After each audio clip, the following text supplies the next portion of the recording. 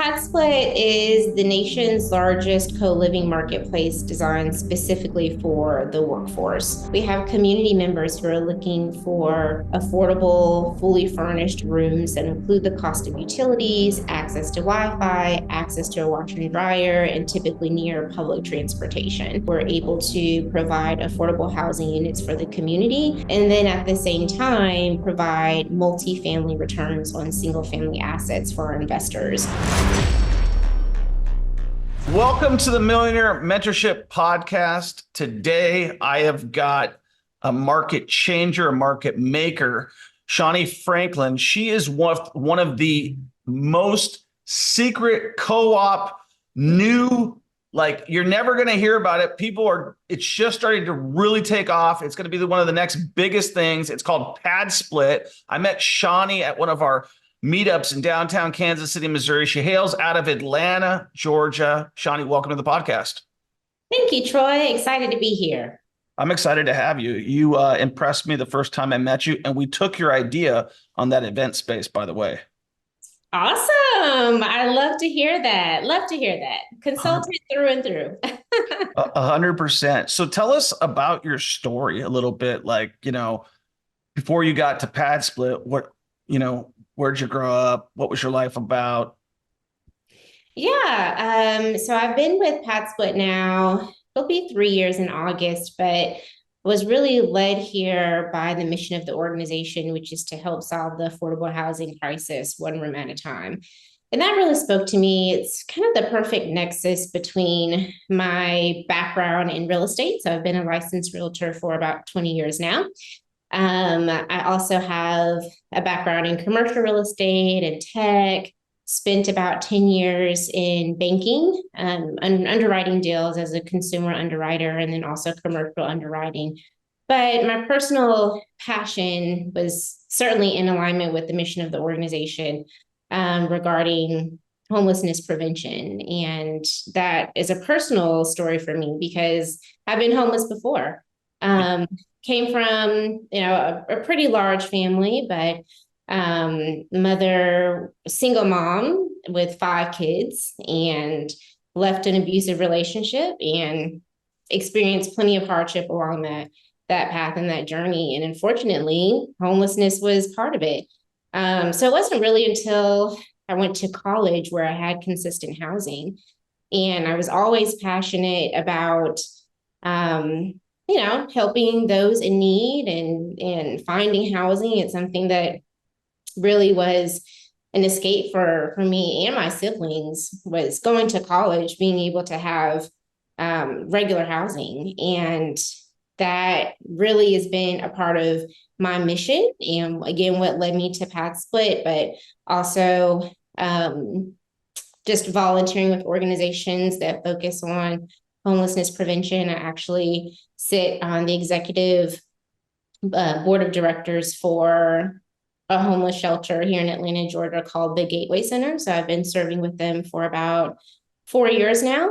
But yeah, it's been a crazy ride between just my personal experiences, my professional experiences, and where my career has led me here with PadSplit. You just unboxed a lot there. So can we get a little bit into detail? You said up until college, you were homeless. When I think of homeless, and a lot of people think of homeless, and if I come to think of it, I was actually homeless for a year in my life, and it made a big impact on me. And we had a place to stay, but it wasn't ours, and we were staying in other people's houses. Like, I didn't even know this, but when my mom remarried, the guy she remarried lost his house into foreclosure, and then we were jumping around. I didn't even know what the heck was going on. I was a kid, you know what I mean? But we did not, for at least 8 or 9 months, we did not have a house. We were crashing in people's houses and stuff like that.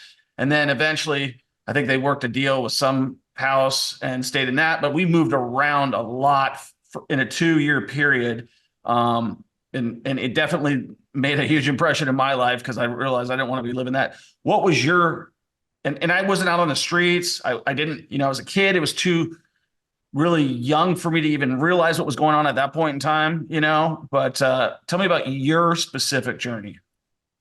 Yeah, I mean, we had housing it just wasn't consistent. So I would say throughout my childhood, we spent most of our time in family shelters. Wow. So the actual shelters. Mhm. So what is that like? Like when I think of a shelter, we have one right over the corner, over here, right down the street, and I see see a lot of interesting characters in there. So some people with mental health problems, some people with drug problems, some people with a combination thereof, and then regular folks like yourself. So how did living in one of those situations, what was that like? Oh, it was very normal for me. I kind of grew up that way, so I didn't really see it as being anything different than my own experience, right? It was just Yeah. kind of how we were used to living. Yeah. It wasn't until really I got to high school, and I will never forget this because I remember being in, I was in the 10th grade at the time, and prom was coming up. And I'm aging myself here, but at the time there was this guy who, or young man, young boy who was interested in taking me to prom. Why the And heck wouldn't he be? Let's be honest. well, thank you. And I remember telling him, I was like, well, I can't really go to the prom because there's no way for you to get in touch with me. There's no place for you to really pick me up from. And he was like, well, what do you mean? Just give me your number. And I was like, well, I don't have a phone. We only have like a pay phone in the shelter. And at the time, he thought that I was just like blowing him off. He Yeah, it thought sounds he was like, sounds like come on. Yeah, he's like, come on. Okay. I've never heard that line before, but it's a good one. yeah, he's like, so you don't have a phone because you live in a shelter? And I was like, seriously, I don't have a phone and I don't have a way for you to pick me up. And funny enough, we actually became really good friends. We're friends to this day. And I did give him the number to the phone at the shelter, and he did pick me up from the shelter. And it was something that I just didn't really, again, think that it was like an abnormal experience because it'd been so normal for me. It sounds But like your mom did your mom make it that way? Like, because it's, I think the one thing as me having children is like, I think the family, as long as the family's together, like right. even the circumstances can be a little bit different, but if the family feels good, The saying, home is where the heart is. for And sure. home was just us being together for sure. So that resonates with me absolutely. Now, did Yeah. you guys go to the prom? We did. Yeah, so that of course he's going to be a good friend because he probably like was totally respected the fact that you got vulnerable with him at least, or maybe you didn't even think it was vulnerable at that time, but he's like, wow. And so you guys went to the prom, you had a great time, Had a and great time and again, still friends to this day. So shout out to you, Seth. shout out to Seth. That's Yes. awesome. Yeah, what a cool guy, not to like be like judgmental or anything like that.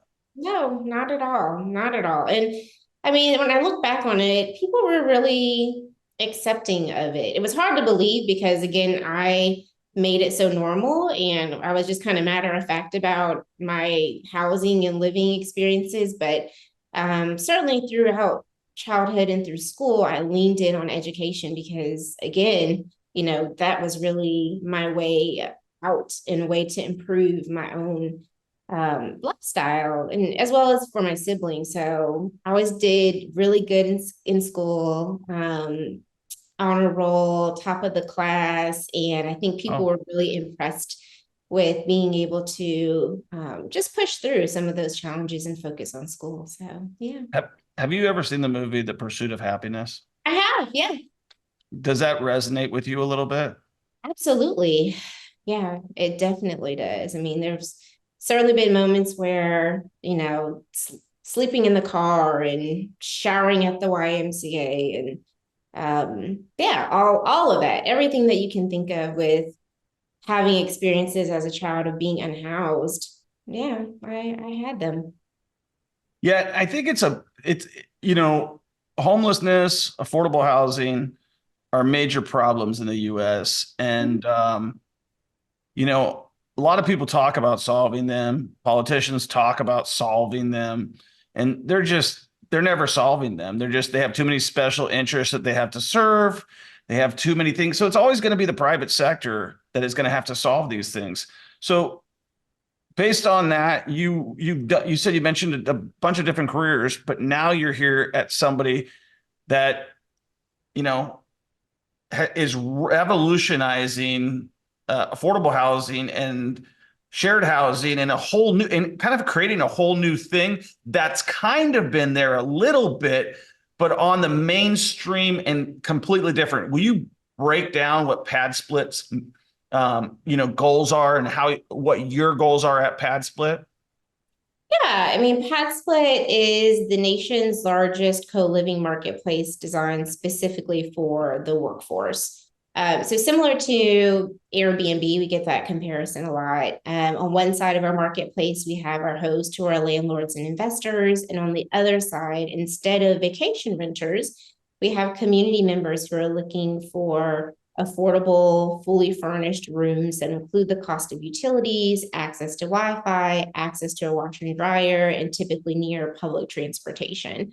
So through this co-living model, we're able to provide affordable housing units for the community, and then at the same time, provide multifamily returns on single family assets for our investors. So not only does our model allow our investors to rent out the existing rooms. What's really unique is that we will consult to capture underutilized space in a floor plan. For example, putting up walls in a living room or a dining room, or basement or garage, and really capitalizing all of that space to make it more profitable. So we've certainly, to your point, it's not novel, right? Shared housing has been around since the beginning of this country.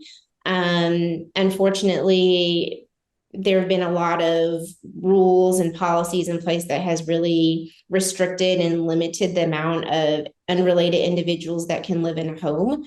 But we're seeing a rise of this co-living model really spread across the country. And I like to make the comparison of, if you think about, people living in New York or California, where the rents are so expensive, it's very common to just rent a room in those areas, right? And so what we're seeing now is that affordability issue really expand across the country. So that is really what we're help solving for, is taking existing inventory, because we can't build ourselves out of this shortage, right? There's just not enough time and not enough resources for it, but taking existing inventory and just giving people a place to stay. So it's a win-win for us all. Yeah, and you mentioned before that, like, you really agree with the company's mission, and that's what really, obviously your story backs that up. And when I look at what you guys are doing, I see that you guys are just getting started. Like, you're just getting started. So talk about like how long you've been with the company, and then like where you were at when you started with the company, meaning like units, markets, that thing, and then where are you guys at now? Yeah, so we were founded in 2018, headquartered here in Atlanta, Georgia. When I joined the company, again, almost 3 years ago, we had around 2,200 units on our platform. And as of today, we have around 11,500. Wow. So explosive growth. When I joined the company, I was leading our national expansion efforts and really working with hosts and leads that were outside of our core markets, which it presented itself as a bit of a challenge, because to go into a new market, we need to have really the host, the inventory, the network, so general contractors, property managers, lenders, photographers, really everything that you would need in order to get started. And then we also have to look at the affordability issue. Right. Is it more affordable to rent a room versus an extended stay hotel or a one-bedroom apartment? So it doesn't work everywhere. So it's a bit of a challenge to figure out which markets to go to, but I was able to lean in on an existing relationship that I had before I came to PadSplit through my commercial real estate, and built out a relationship with Home Investors, which is the parent company of We Buy Ugly Houses.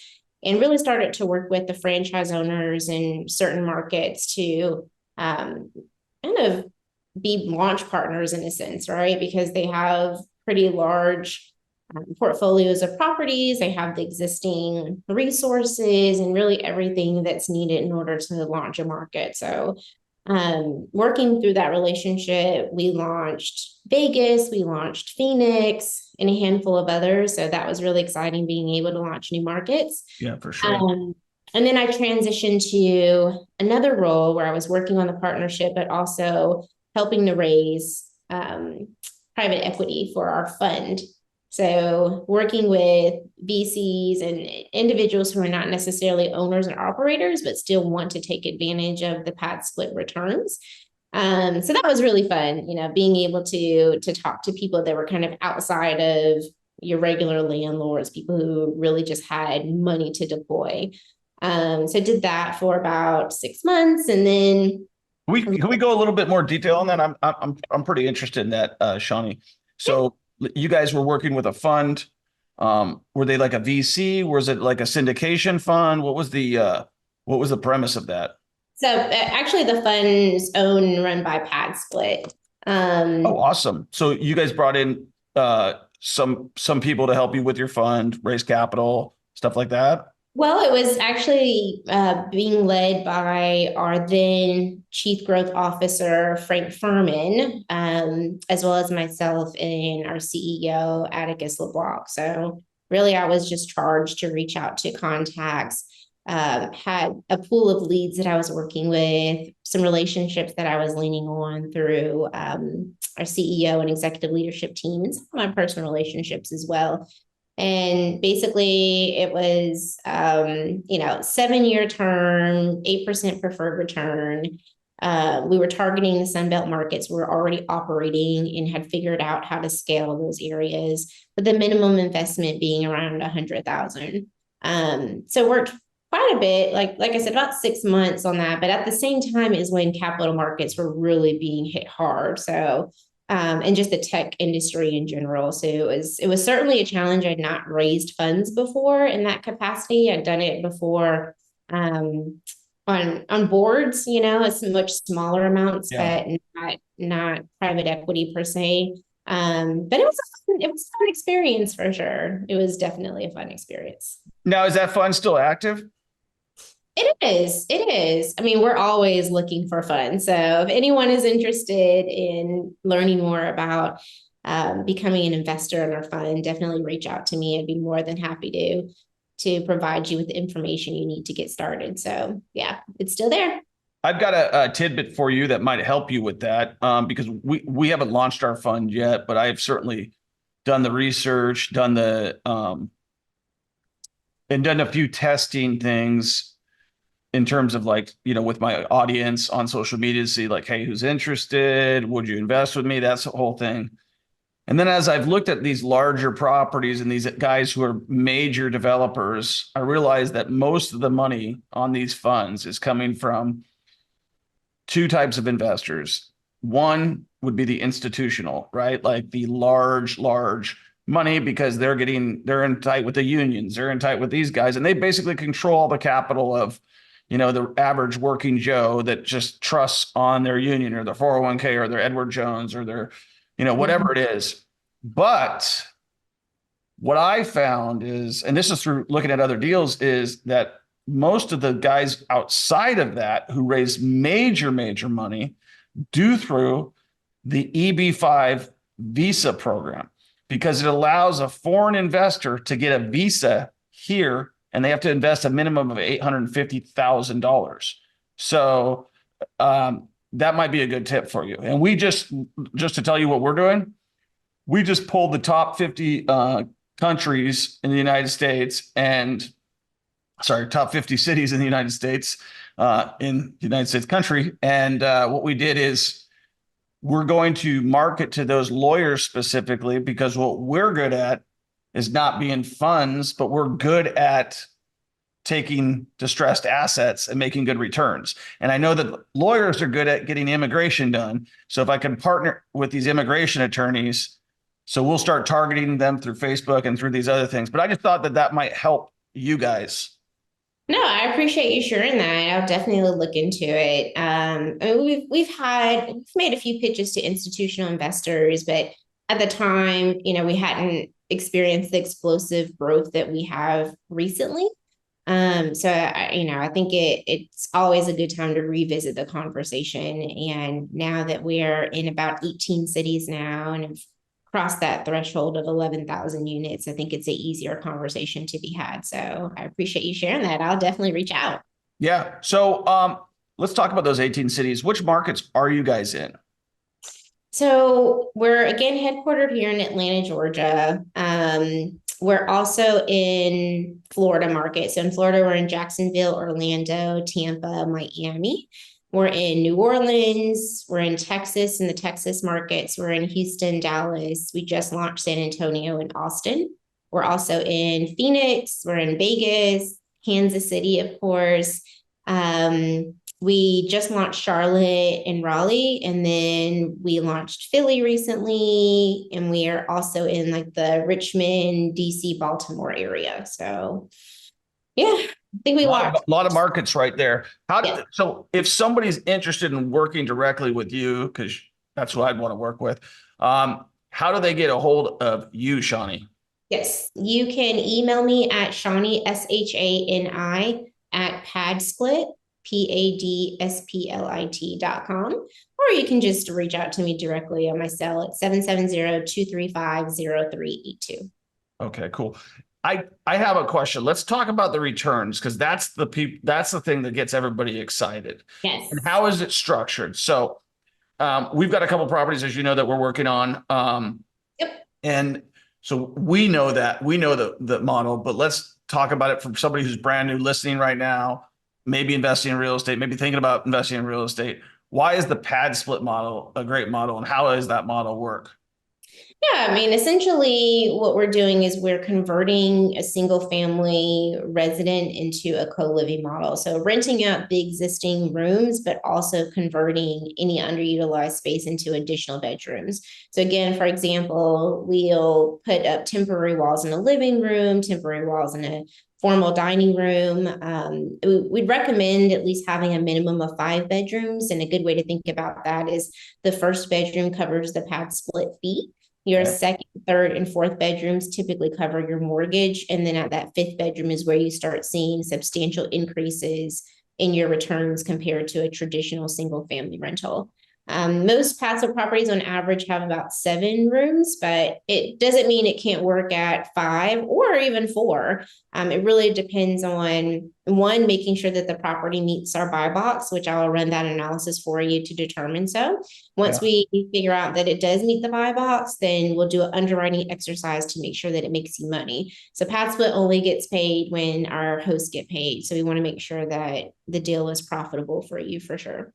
So break that down for anybody who doesn't know how that works. So you guys essentially lease the property, guarantee the rent, right? Or guarantee whatever's coming in. How does that break down? Yeah, so it's a 12-month lease agreement between your company and PadSplit. PadSplit is the tenant on that lease agreement. And then the residents who are renting the rooms are actually members who have to abide by membership rules through PadSplit. They are also go through a screening process, background check, income verification, employment verification that we handle. And they're added as members to the LLC. So it's a 12-month lease agreement, which you can cancel in 30 days if you choose to do so. But the residents are actually members that have a minimum commitment of 31 days, but the average stay is 9 months. So we're not short-term rentals, we're actually considered midterm. And then our occupancy rates are 90% or above across the board, collection rates at 97.5%. So we allow residents to pay on a weekly or biweekly basis, whatever aligns with their pay schedule, essentially. So when they get paid, they pay their rent. And that's how we're able to have such high collection rates.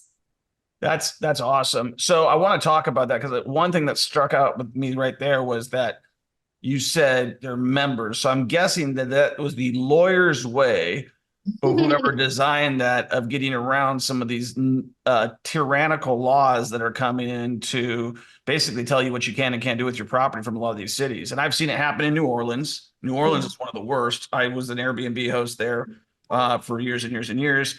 And then, we're seeing Kansas City just decided to change their Airbnb laws as well. So you guys are structuring that, I'm assuming, because your attorneys told you that's the way to outfox them, so to speak, or maneuver it, make it legal, right? Yeah, that's a great point. I mean, a lot of the issues that you'll see in code, right, that's similar to PadSplit, but not, and a lot of times will be assigned as rooming homes or boarding homes, but we're not. We're co-living essentially. That's what we do. It's a co-living model. But if you look at the codes and the laws that across most jurisdictions in the US, they haven't been updated in over 100 years. A lot of places you'll see a cap on the unrelated individuals that can live together. So, for example, in Atlanta and some municipalities, the cap is, say, 4 unrelated individuals. However, you can have unlimited amount of servants, right? So just to tell you how old these laws are. So only 4, people who are unrelated can live together, but you can have an unlimited amount of servants. So, again, what we're doing is really challenging some of those codes and policies and rules that have been outdated, that are really limiting people from having access to housing. So removing those barriers is certainly one of the goals of the organization. Making sure that investors can make profit, right, by doing something good in the community. And obviously, I made the comparison to Airbnb, as did you, but we're not vacation rentals, right? We're not coming into an area and pushing the price through the roof by making an old home a luxury home, right? We're not doing that. We're actually providing affordable housing, which I think is obviously important work that we're doing, but being able to make it profitable for our investors is equally important. Yeah, I think it has to be, right? Like, that's how you scale that model, right? Yeah. And I think what I had looked at before was a property that would cash flow for like $500, just for people who are listening. A property that would cash flow for $500 would cash flow like $2,000 with using PadSplit.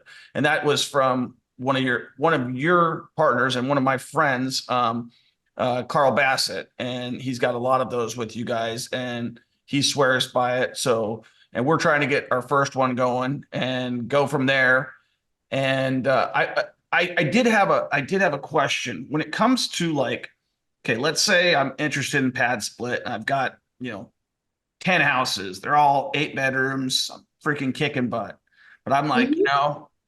Shani, this just ain't enough. I want to go to the next level. So the next level, obviously, you go 14 bedrooms, 15 bedrooms, but eventually there's, you kind of run out. Have you guys looked into like going commercial or things like that?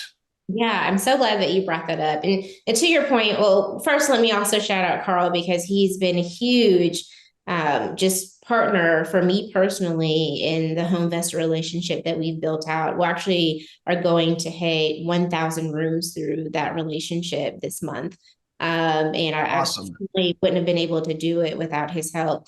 But two, going back to the money, yes, you're absolutely right. If you are renting out a traditional single family home to one family for 2,000 and it's 5 bedrooms, you essentially can rent out those rooms at 1,000 each, maybe add another room by putting up temporary walls, and now you've doubled, sometimes tripled the income on that property. So that's really what our model does. On average, we can double to triple the income on that property. Now, as far as, sorry, what was the last question you asked? Well, let me just follow up on this question first of all. So on the other thing, I think that's important, because it took me a while to figure this out. When you guys were talking about it, was that you guys actually collect the rent. You guys deal with the tenants. There's only like one thing that you guys ask that we do, and that's like come through once a week or something. And Yeah.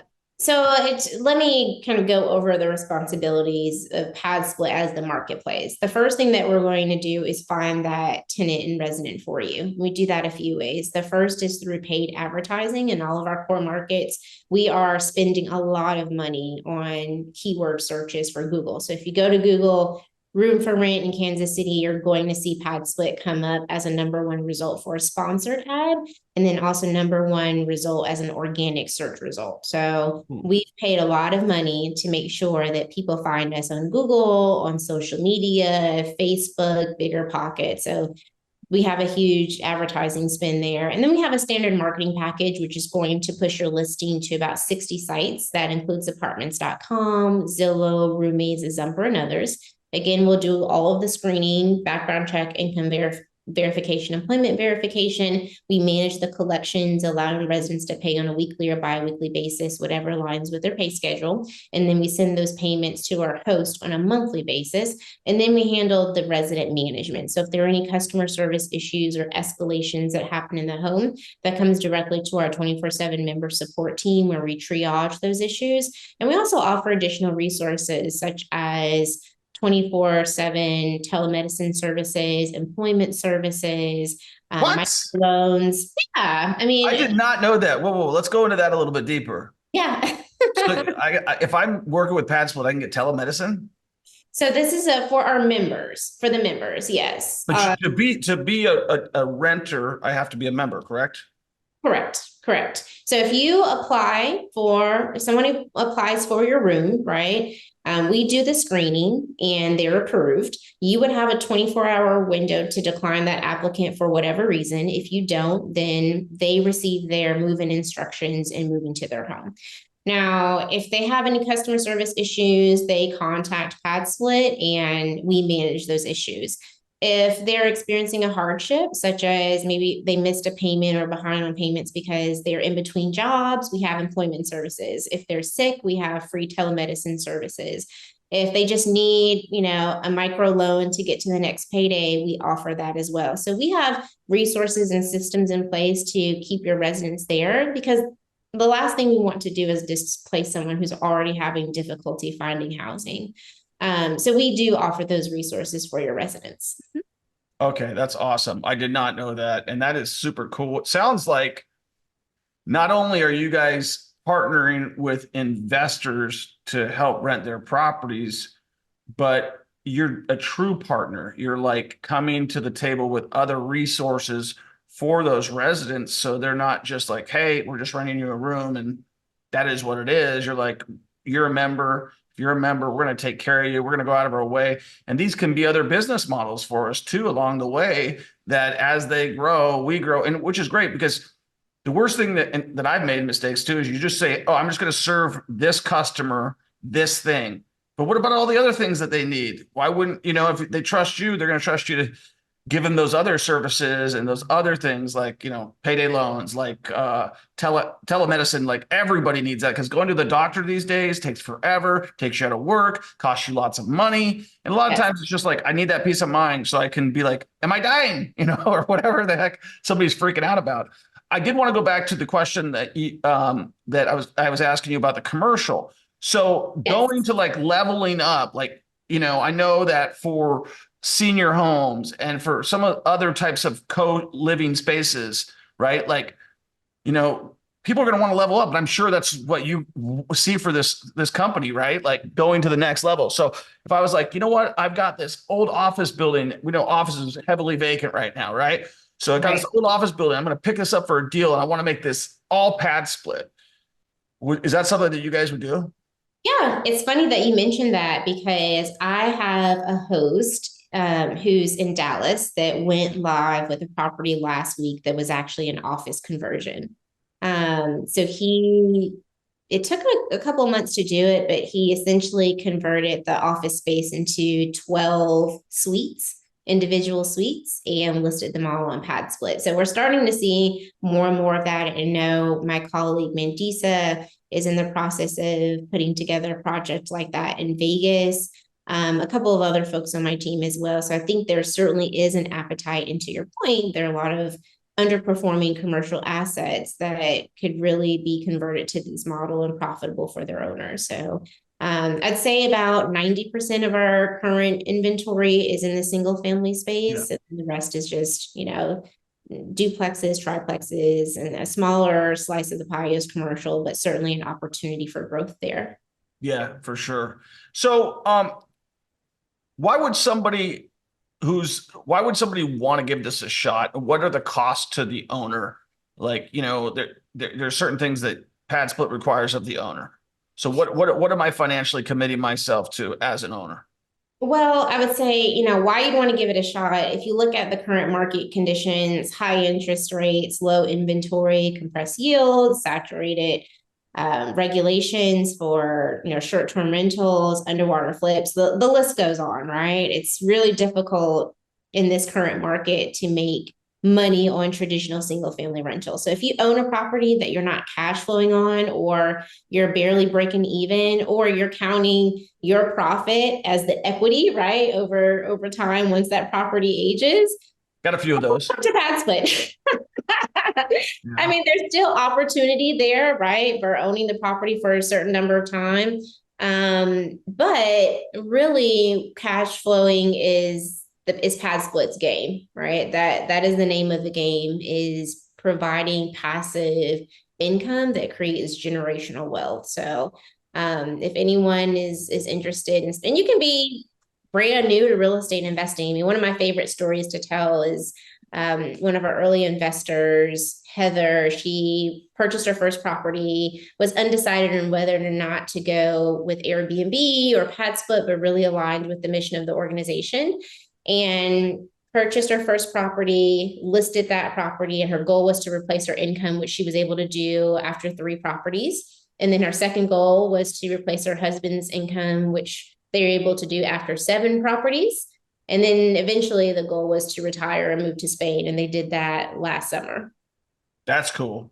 That is Yeah. awesome. And that's all it takes, like just getting after it and doing something different. And, for those of you guys who are listening right now, and I think it's a perfect thing for somebody who's a beginning investor, because what do you have to lose? Like, there's nothing to lose. And I can tell you, as somebody who started with the PadSplit model before it was a model, like you know what I mean? I rented out my first 2 investment properties in 2002 and 2004.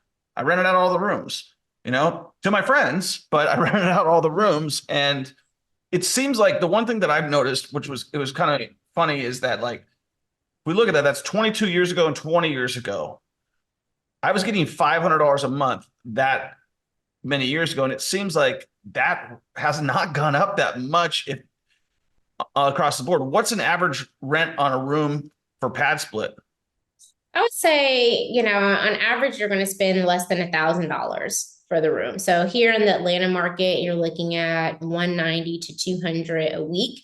Now, I will say we've had quite a bit of a shift happen within the last 12 to 18 months. And essentially what we found is we've had a lot of people coming over from Airbnb and VRBO, all of kind of the vacation rentals, because of the occupancy issues, or people don't want to do laundry every weekend, right? If somebody has a short stay, they don't want to have to wash sheets, or just want something that's more long-term. So we've had a lot of properties that have come over in the same condition, right? They've already made a significant investment in their vacation rental, so they're not swapping out the furniture or changing their design or decor. And what we found is that it's elevated our product a bit, but there's also a demand for, nicer homes, and people are willing to pay a little bit more because it's still cheaper than renting a $1,800 one bedroom in the city, or maybe they're just working a gig for 3 months and need that flexibility, or they have a savings goal that they're trying to reach. So there's certainly been an appetite for it. So if you go on PadSplit and you look at the rooms, you'll see a range of homes and rooms that look like they should go for 160, and then you'll see some that are going for 400 a week. Yeah, I mean, it makes a lot of sense, especially, for those people that have the goals that you just mentioned there. So many people, they just put themselves first, and they put their money and their future last. right? They're like, Yeah. they're living in the now. They're living in like, I need Starbucks. I need this. I need that. I need the other thing. And the reality is you got to put all that last. If you want to get ahead, you got to put yourself last and save and get to the next day. And then once you get there, then you can start living your life. But True. I couldn't agree more. Yeah, you certainly need to make those sacrifices earlier in life so you don't have to make them later. And that's something that I truly believe. And to your question about how people can get started, whether you're looking for financing, we have lenders in our network who can assist you with that. Or you're looking for a turnkey option, we have properties that are already stabilized and rented out that you can purchase. Or if you have an existing property that you're looking to convert. So it really just starts with reaching out, having a conversation, doing a quick analysis on your inventory or what you need, and going from there. awesome.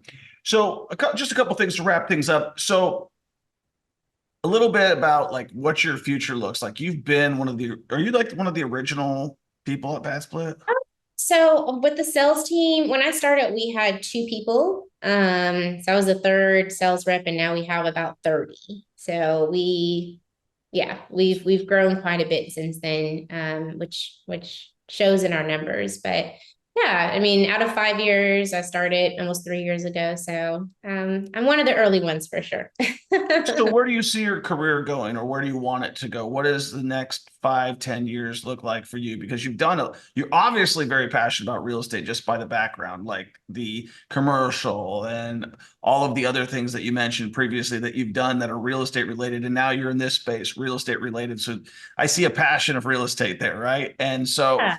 what is next for you, or what are your goals personally?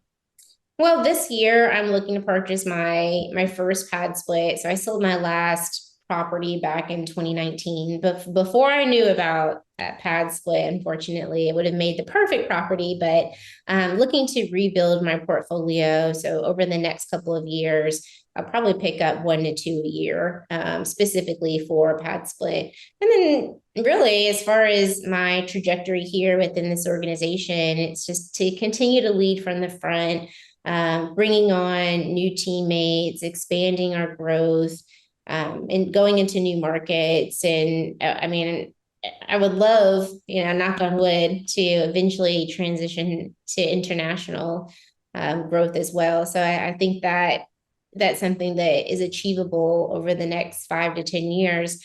And then certainly looking forward to our IPO. So that is the goal for us to go public. And I'm certainly excited about that opportunity and sticking around until then. Yeah, that could be very exciting for you, right? Like that, those types of things. For you guys who don't know what an IPO is, you should, number one, but number two, it's an initial public offering. And essentially what you're doing is you're refinancing your company, right? You're refinancing your company to the public, and you're pulling out all your equity and then some. And Mhm.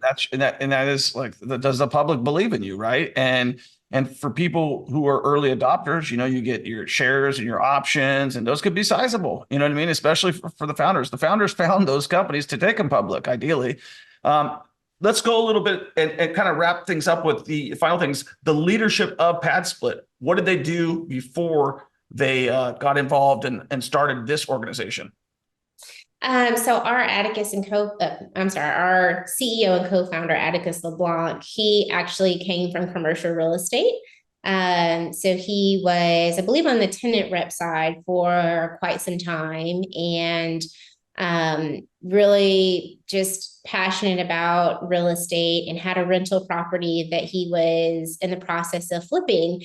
And when he was turning over the property, the neighbors at that home, they were looking for another place to live because the landlord for their property wasn't keeping it up. The roof was falling in, and they came up to Atticus and basically asked him if they could stay in his home and rent out the rooms. And he made them an offer. They came to an agreement. And after that one experience, he realized that there was a need for affordable housing and people just having options. And that's really how this whole thing began.